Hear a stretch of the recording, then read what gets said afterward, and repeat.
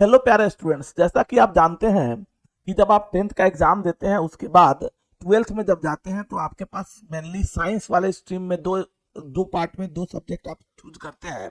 एक आप biology choose करते हैं और एक आप मैथ चूज करते हैं। बायो वाले नीट के एग्जामिनेशन के थ्रू मेडिकल क्वालिफाई करते हैं और मेडिकल के लिए वो अपने आप को अपने सीट को रिजर्व करते हैं, तो उस पर हम लोग आगे डिस्कस करेंगे। लेकिन आज के इस वीडियो में बेसिकली हम लोग डिस्कस करने वाले हैं कि जो बच्चे मैथ स्ट्रीम से होते हैं और 10th के बाद वो 12th में मैथ्स लेते हैं, तो मैथ लेने वाले जितने भी स्टूडेंट्स हैं उनका पहला प्रेफरेंस जो होता है वो मेजॉरिटी ऑफ स्टूडेंट का पहला प्रेफरेंस होता है इंजीनियरिंग सेक्टर। तो इंजीनियरिंग सेक्टर्स में आप कैसे जाएंगे, बच्चे इस टेक के युग में अपने आप को कैसे इन्वॉल्व करेंगे, उसके लिए उनको एक एग्जाम देना पड़ता है जी मेंस और एडवांस का, जिसके थ्रू वो आईआईटी, एनआईटी और अदर जितने भी गवर्नमेंट कॉलेजेस और प्राइवेट कॉलेजेस हैं उसमें वो जाते हैं। तो आज का ये जो वीडियो है इसमें बेसिकली हमारा जो फोकस होगा कि हम इंजीनियरिंग वाले बच्चों के लिए वीडियो बना रहे हैं, जिसमें हम इंजीनियरिंग में जाने के लिए बच्चों को किन एग्जाम से गुजरना पड़ेगा, उन एग्जाम्स में उनका पैटर्न क्या होगा, वो एग्जाम कैसे होंगे, क्वेश्चंस का पैटर्न क्या होगा, मार्किंग पैटर्न क्या होगा, उससे कौन कौन से कॉलेजेस उनको मिलेंगे, क्वेश्चंस कितने पूछे जाएंगे, इन सारे बातों पे हम लोग डिस्कस करते हैं। निगेटिव मार्किंग का क्या पैटर्न होगा, इन सभी बातों का हम लोग डिस्कशन 1 to 1 करने वाले हैं। तो चलिए इसमें हम लोग अपने टॉपिक्स में आगे बढ़ते हुए हम लोग इस बात को डिस्कशन करें। इसके पहले एक आइडिया आपको हम दे दें, अगर इन सारे जो हम अभी डिस्कस करेंगे बड़ा ही इंपॉर्टेंट फैक्टर्स है, ये अगर आप जानते हैं तो अच्छी चीज है, अगर आपको जानकारी इसकी नहीं है तो इसके पीडीएफ फॉर्मेट्स में ये वीडियो का जो ये वाला पार्ट है ये आपको हमारे Instagram channel Ranjan Singh chemistry classes पे आपको पीडीएफ फॉर्मेट में मिल जाएगा। तो चलिए बिना समय बर्बाद किए हुए हम लोग अब इसके ऊपर मूव करते हैं और समझते हैं कि आईआईटी जी मेंस वर्सेस जी एडवांस। आज का ये हॉट टॉपिक हमारा होने वाला है कि जी मेंस और जी एडवांस में क्या डिफरेंसेस है। बच्चे इंजीनियरिंग सेक्टर्स में जा रहे हैं तो जाने के लिए उनको जो एग्जाम, जिस एग्जाम से गुजरना पड़ता है वो एग्जाम जी मेंस और एडवांस का है। तो जी मेंस और एडवांस में बेसिक डिफरेंस क्या है, क्या क्या इनमें अंतर होने वाले हैं, इनके ऊपर हम लोग आज के इस पूरे वीडियो में बड़े ही विश्लेषण, बड़ी गहराई तक इसका विश्लेषण करेंगे और इसको डिस्कस करने का प्रयास करेंगे। तो चलिए शुरू करते हैं। सबसे पहला बात आपके सामने दिख रहा है कि क्या डिफरेंस है मेंस और जी एडवांस में, बेसिक डिफरेंस क्या है। तो सबसे बेसिक डिफरेंस की बात अगर आप करते हैं तो जी मेंस का जो एग्जाम होता है वो बच्चे क्वालिफाई करते हैं। जैसे देखिए, मतलब जो एग्जाम होगा जी मेंस और एडवांस दो एग्जाम है, तो जी मेन का जो एडवांस जो बच्चे क्रैक करेंगे उसमें जो क्वालिफाई करेंगे और उसी क्वालिफाई करने के बाद वहीं से उनका रास्ता खुलेगा जी एडवांस के लिए, जहां से वो जी एडवांस का एग्जाम दे सकते हैं। तो बेसिक डिफरेंस यही आप समझिए कि यहाँ पे इंजीनियरिंग में जाने के लिए +2 के एग्जाम के बाद बच्चों को एक जी का एग्जाम देना पड़ेगा, जी मेंस और एडवांस।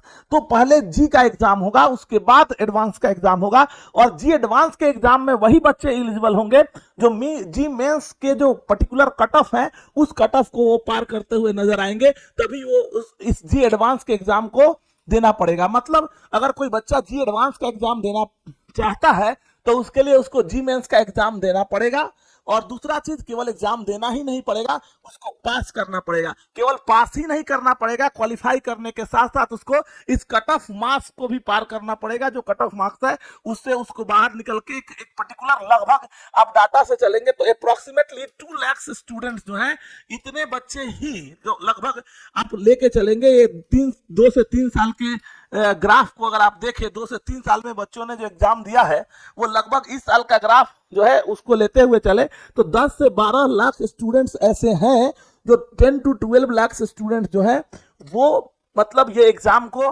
देते हैं, मतलब जी मेंस का एग्जाम देते हैं, जिसमें से केवल 2 lakh students he IT advance देने के लिए कैपेबल हैं। तो ये बात आपको समझ में आ गई होगी कि जी मेंस और एडवांस के एग्जाम जो होंगे, जी एडवांस के एग्जाम के लिए बच्चे को जी मेंस देना होगा, इसको क्वालिफाई करना होगा, क्वालिफाई करने के साथ ये कट ऑफ मार्क्स पार करना होगा, जिसके थ्रू वो 2 लाख रैंक के अंदर आ सके, तभी वो जी एडवांस का एग्जाम दे पाएंगे। आशा करते हैं ये समझ में आ गया। और सबसे शॉर्टकट में आप समझे तो जी एडवांस का गेटवे है जी मेंस। जी मेंस के थ्रू ही जी एडवांस तक जाया जा सकता है, और जी एडवांस में जाने के लिए जाएंगे तभी वो IT colleges, top IT colleges में जा सकते हैं। चलिए तो आगे बढ़ते हैं। हमारा सबसे पहला अगला बात हमारा आता है कि ये जो मोड एग्जामिनेशन जो हो रहा होगा, उस एग्जामिनेशन का क्या मोड है जी मेंस का, और जी एडवांस के एग्जाम का क्या मोड है, हम थोड़ा इसके बारे में डिस्कस करते हैं। तो देखिए, सबसे पहला बात है, जब जी मेंस का जो पेपर होता है, जो बच्चे जी मेंस का एग्जाम दे रहे होंगे, तो जी मेंस में यहाँ पे दो पेपर है, यहाँ पे दो पेपर के एग्जाम्स होंगे, पेपर 1 और पेपर 2। गौर से समझिएगा इसको। जी मेंस में दो पेपर होते हैं। एक पेपर जो होता है वो बीटेक और बीई के लिए होता है, और दूसरा पेपर जो है वो बी आर्क और बी प्लानिंग के लिए होता है। तो जो बच्चे बी आर्क या बी प्लानिंग करना चाहते हैं वो सेकंड पेपर के लिए काम वो भी देंगे, और अगर जो बच्चे हैं वो जी मेंस के लिए है तो वो पेपर 1 देने वाले हैं। ठीक है, तो ये पेपर 1 और पेपर 2 दो पेपर है। पेपर 1 जो होगा उसका जो एग्जाम होगा वो हमारा कंप्यूटर बेस्ड होता है, जबकि बी आर्क नाम से ही बता रहा है बी प्लानिंग, ये दोनों ये प्लानिंग है, तो इसका मतलब है कि यहाँ पेन और पेपर की आवश्यकता पड़ेगी।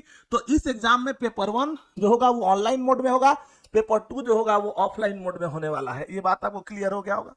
जबकि जी एडवांस के एग्जाम की बात अगर आप कर लें, तो जी एडवांस का जो एग्जाम है वो भी हमारा वहां पे भी दो पेपर्स होंगे, पेपर 1 और पेपर 2। ये मैंडेटरी है सबों के लिए, पेपर 1 और पेपर 2 दो पेपर में एग्जाम होंगे जी एडवांस के लिए। और ये जो जब बच्चे क्वालिफाई करेंगे तभी वो टॉप आईटी कॉलेजेस में एडमिशन लेने के लिए कैपेबल होंगे। ये बात आप समझ रहे होंगे। यहाँ पे सिंपल सा अगर आप देखेंगे तो ये जो एग्जाम है ये ऑनलाइन मोड में एग्जाम होता है, और इसमें सबसे इंपॉर्टेंट चीज है कि जो बच्चे हमारे हैं इन दोनों पेपर में बच्चों को अपीयर होना पड़ेगा। मतलब जी मेंस के भी दो पेपर हैं, पेपर 1 पेपर 2, लेकिन वो अलग अलग होगा। बीटेक के लिए पेपर 1 और बी आर्क के लिए उनको पेपर 2 भी देना पड़ेगा। जबकि एडवांस की बात करेंगे तो एडवांस के लिए पेपर 1 पेपर 2 दोनों मैंडेटरी है, बच्चों को दोनों एग्जाम देना होगा। और जी मेंस के एग्जाम के क्वालिफाई करने के बाद कट ऑफ में जब 2 लाख के बीच में आएंगे वो, तभी वो जी एडवांस के एग्जाम को देने के लिए कैपेबल होंगे। ये बात आपको समझ में आ गई होगी। चलिए अब अगला बात आता है कि ये अबाउट ये है क्या, तो इसके बारे में ऑलरेडी कुछ बातें हमने जिक्र की, यहाँ आप समझे। तो जी मेन जो है वो कंडक्ट किया जाता है किसमें, बीई और बीटेक के कोर्स में एडमिशन के लिए किया जाता है। तो दो बातें हो गई, सिंपल समझिए जी मेंस का क्या क्या है यूज है।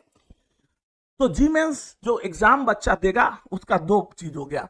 पहला कि वो बीई और बीटेक के एडमिशन लेने के लिए वो देगा, जिसमें सिंपल सा है जी मेन का दो काम होगा। आप ऐसे समझिए कि जी मेन के थ्रू वो दो चीजें हुई। पहला कि वो जी एडवांस का गेटवे खुला उसका, जी एडवांस में जाने का व्यवस्था लगा उसका, और इसी के मार्क्स के जो जी एडवांस तक जा गए, मार्क्स अच्छे थे या उसमें नहीं जा पाए, तो उसके थ्रू ही अगला जो मार्क्स होगा वो और उनके बोर्ड के एग्जाम के मार्क्स के अनुसार से उनको एनआईटी कॉलेजेस जो सामने दिख रहा है, एनआईटी कॉलेजेस जो है वो, जितने भी उसके अलावा गवर्नमेंट कॉलेजेस हैं वो, और उसके साथ साथ जितने भी प्राइवेट कॉलेजेस हैं, इन्हीं आईआईटी मेंस के मार्क्स के रैंक के अनुसार से ही उनको अदर कॉलेजेस मिलने वाले हैं। तो मेंस कितना इंपॉर्टेंट है आप इसका अंदाजा लगा सकते हैं, इसमें मार्क्स कितने इंपॉर्टेंट है ये अंदाजा लगा सकते हैं, क्योंकि इसके थ्रू आपका सारा गेटवे खुल रहा है। मतलब इसके थ्रू आप आईटी एडवांस का एग्जाम दे पा रहे हैं, इसके थ्रू आप एनआईटी कॉलेजेस में जा पा रहे हैं, इसके थ्रू आप जितने भी अदर इंजीनियरिंग कॉलेज हैं या प्राइवेट कॉलेजेस हैं उसमें जा पा रहे हैं। तो ये ख्याल रखेंगे।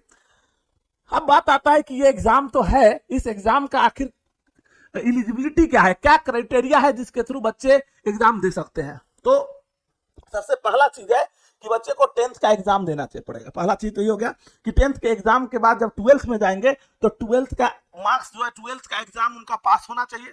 केवल पास होने से लेकिन नहीं चलेगा, इसमें इंपॉर्टेंट चीज है कि 12th जो है वो अगर आप बात करेंगे तो 75% मार्क्स जो है उनको आना चाहिए उनके बोर्ड के एग्जाम में। और अगर वो स्टेट बोर्ड की बातें हो गई तो स्टेट बोर्ड में जो होगा वो 20% इन क्लास 12th एग्जामिनेशन, जो कि अदर जो भी हमारे बोर्ड हैं उनके लिए। तो ये बात ख्याल रखने की आवश्यकता है कि दो बातें हो गई, 75% मार्क्स इनको आना चाहिए बोर्ड में, पहला हो गया। दूसरा हो गया उसमें अगर वो बच्चे जो हैं वो कौन है, SC ST हैं, तो उनको 5% का रिबेट दिया गया है, उनको 5% का 10% का रिबेट दिया गया, वो 65% मार्क्स के साथ ही वो बच्चे एग्जाम दे सकते हैं। पहली बात। दूसरी बात, अब बात आता है दूसरे बोर्ड्स की। तो बोर्ड अलग अलग स्टेट के अलग अलग बोर्ड्स हैं, तो उस बोर्ड्स के जो टॉप 20% बच्चे हैं, जो टॉप 20% मार्क्स लाने वाले जो 12th के बच्चे हैं, वही बच्चे आईटी के एग्जाम को देने के लिए एलिजिबल होंगे। ये बात आप समझ पा रहे होंगे। तो अब इंपॉर्टेंट चीज है कि सर ये 20% क्या होता है, तो इसके बारे में ये भी बात थोड़ा सा कंफ्यूजिंग होती है, हमेशा परसेंटाइल वर्ड का क्या मीनिंग होता है, इसके लिए अलग से एक वीडियो हम लोग बनाएंगे और इस पे बड़ा डिटेल में हम डिस्कशन करेंगे। आज हम उस पर फोकस नहीं करते हैं, हम बस एलिजिबिलिटी की बात कर रहे थे, इतना बात आप समझ गए होंगे। पहला बात, जी मेंस का एग्जाम देने के लिए 12th पास होना चाहिए, किसके साथ, तो 75% मार्क्स से पास होना चाहिए। SC ST वाले बच्चों को 65% मार्क्स आना चाहिए, और जो स्टेट बोर्ड के बच्चे हैं उनको टॉप 20% में लाई करना चाहिए। ये बात हो गया। अब बात आता है कि इसमें कौन बच्चे एग्जाम दे सकते हैं, ड्रॉपर्स की बात कर ले या वैसे बच्चे जो एग्जाम दे रहे हैं। तो आप अभी ऐसे ध्यान रखिए कि अभी जो हम 23 में है, 23 में है, तो इस तरह से अंदाजा लगाइए कि जो बच्चे ने 2022 में एग्जाम दिया था, जो बच्चा 2022 में एग्जाम दिया था, वो बच्चा दे सकता है। मतलब अगला एग्जाम कब होगा ये आप समझिए, तो 2024 के जैन में पहला सेशन है, जैन में, उसके बाद सेकंड सेशन जो होगा वो अप्रैल में होगा, जिसका वीडियो हमने ऑलरेडी डिस्कस किया है और वीडियो वो अपलोडेड भी, आप वहां से जाके देख सकते हैं। तो इसमें क्या हो गया कि 22 में जो बच्चा 22 में बोर्ड का एग्जाम पास किया है वो दे सकता है, जो 23 में पास किया है वो दे सकता है, और 24 में जो अपीयर करने वाला बच्चा है वो दे सकता है। इसका मतलब ये हुआ कि जो 2022 वाले बच्चे हैं उनका ये लास्ट चांस है। मतलब ये कि जी मेंस में, आगे हम डिस्कस करेंगे, बात यहाँ आई है तो ये जोड़ते चले कि जी मेंस में बच्चे को 3 अटेम्प्ट मिलेगा, जबकि जी एडवांस के लिए बच्चे को केवल 2 अटेम्प्ट मिल रहा है। जी मेंस में जब एग्जाम बच्चे देंगे तो हर सेशन में उनको हर साल उनको 2 सेशन मिलेगा, 2 सेशन में एग्जाम देंगे, लेकिन उसको एक ही काउंट किया जाएगा। कहने का मतलब यह हुआ कि एक अटेम्प्ट, 2 अटेम्प्ट, 3 अटेम्प्ट, और मेंस की बात करेंगे तो हर में वो दो मतलब एग्जाम वो दे सकता है। क्लियर है?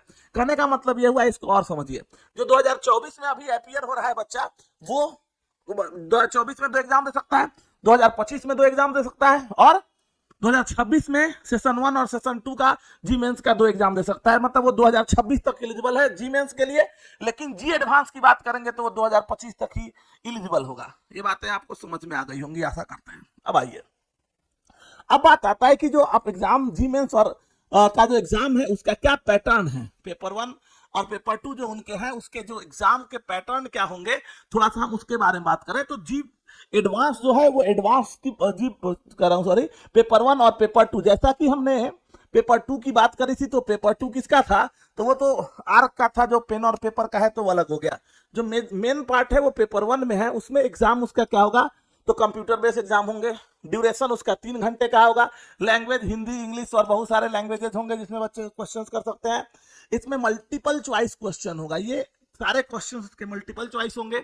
इंपॉर्टेंट चीज ये है कि इसमें 3 सेक्शंस होंगे, मैथ्स बच्चे, मैथ्स, फिजिक्स और केमिस्ट्री, मतलब कह सकते हैं पीसीएम के लिए वो एग्जाम देंगे। फिजिक्स, केमिस्ट्री और मैथ तीन की 11th और 12th के पूरे सिलेबस को लेके वो पढ़ेंगे, और उसी के थ्रू वो उनके पास क्वेश्चंस आने वाले हैं जी मेंस में।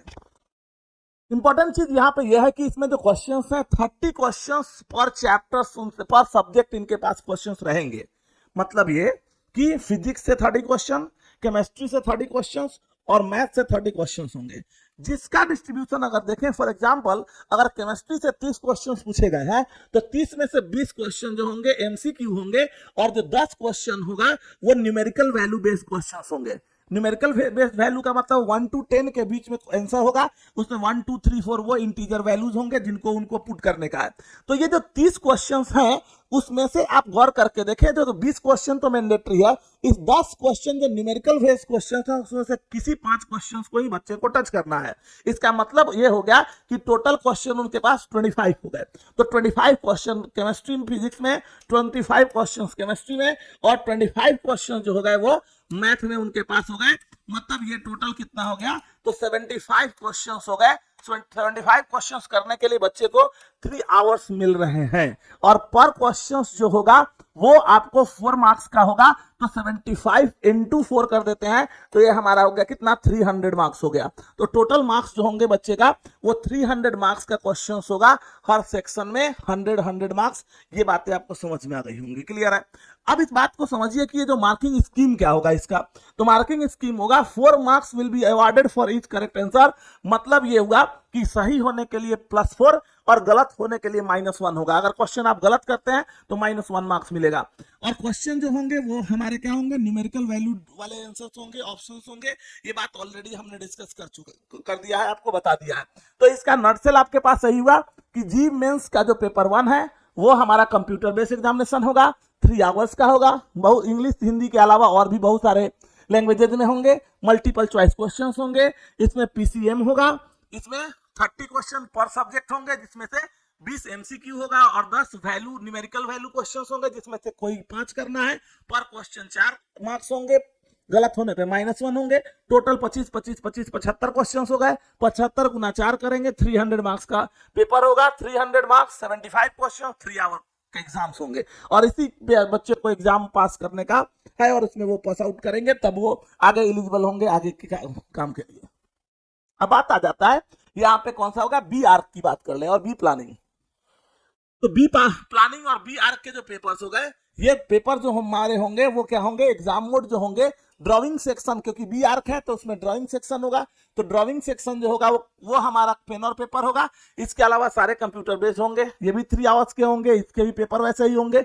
एमसीक्यूज होंगे, इसमें नंबर ऑफ क्वेश्चन थोड़ा सा वेरी करेगा, तो ये इस पे अलग से हम लोग कुछ अगर डिस्कस करना हो कभी कर लेंगे।